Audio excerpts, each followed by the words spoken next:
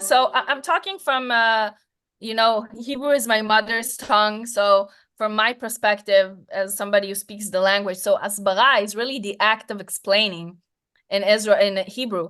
And I ask you, when do you need to give explanations in your day-to-day life?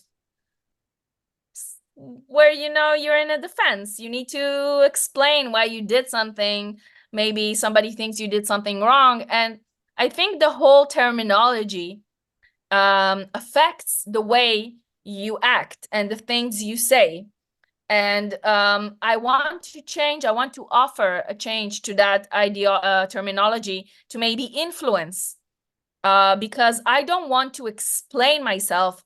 Also, explaining is some sort of a reaction, and I don't want to be the person who reacts and, giving explanations. I want to be the person that creates the narrative, that sets the agenda. And I think influence, in my opinion, is a better word in that sense, because that's what we're aiming for. We want to create real influence, real impact in that sense. So Yeah, these are my that two. that feeds into my speciality, which is country branding, where countries try to influence potential target audiences to come as visitors or invest in them as in business and or make aliyah or things like that. All of that is based on the ability to be attractive and relevant to the audiences that you want to impact.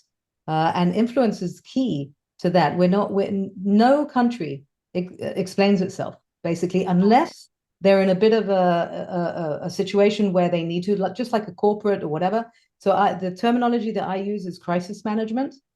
We are a country that is in consistent crisis, but it's our job to define when that crisis is over and go back to promoting and marketing and branding ourselves.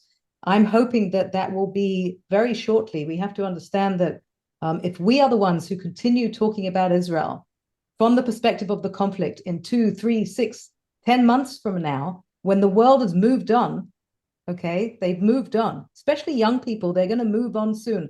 I can see in the polls that Gen Z, they were above average in terms of how much they're following the conflict.